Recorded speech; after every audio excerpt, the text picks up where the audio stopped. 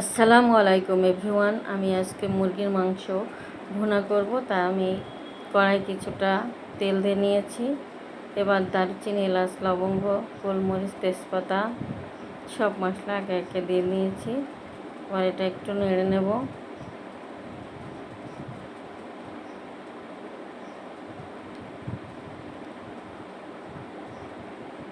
আপনারা আমার ভিডিওটাকে কোথা থেকে দেখছেন? যদি ইউটিউব চ্যানেল থেকে দেখেন তাহলে অবশ্যই আমাকে সাবস্ক্রাইব করে দেবেন, আর যদি ফেসবুক থেকে দেখেন তাহলে অবশ্যই আমাকে ফলো করে পাশে থাকবেন। আমি 1.5 চামচ পরিমাণ পেঁয়াজ পেস্ট নিয়েছি, আর 1.5 চামচ পরিমাণ রসুন পেস্ট নেব। আদা পেস্ট 1 চামচ পরিমাণ, জিরা পেস্ট 1 চামচ পরিমাণ দিয়ে এটা ভালো করে নেড়ে নেব।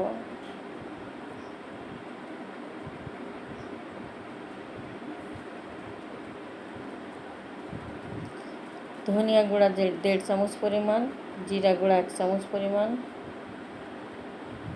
হলুদ গুঁড়া 1.5 চামচ পরিমাণ। এটা ভালো করে কষে নিতে হবে।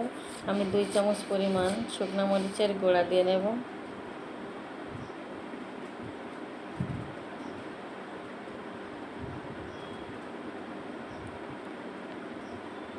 এবার এটা ভালো করে নেড়ে চেড়ে কষে নেব।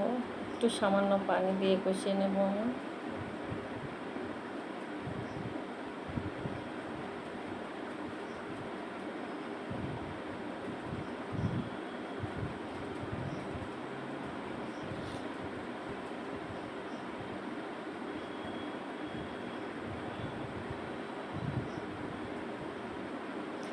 দেড় চামচ পরিমাণ লবণ দিয়ে নেব।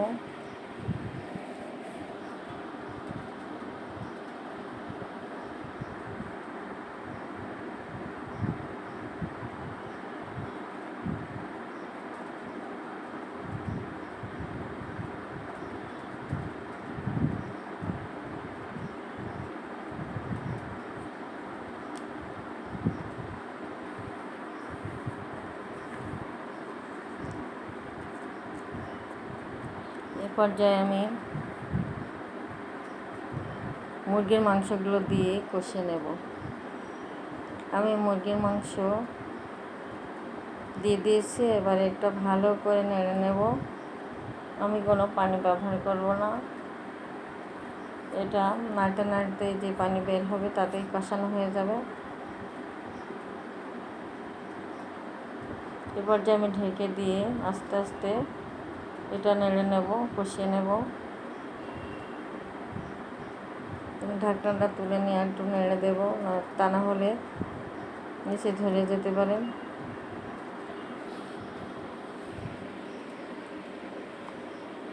আমার বেশ কিছুটা পানি বের হয়েছে, এই পানিতেই কষানো হয়ে যাবে। আমি আর একটু ঢেকে দিয়ে কষিয়ে নেব।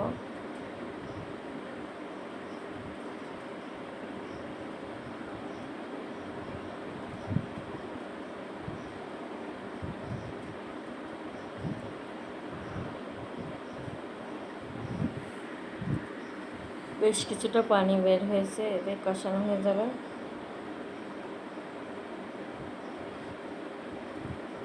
এই পানিটা শুকানোর জন্য অপেক্ষা করবো আমি।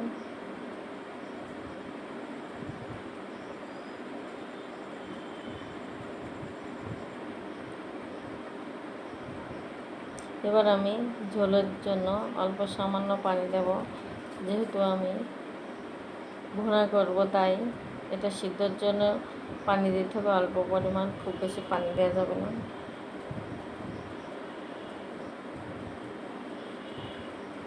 আমি এটা ঢেকে রেখে রান্না করবো। পর্যায়ে কয়েকটা কাঁচামরিচ দিয়ে দিয়েছি।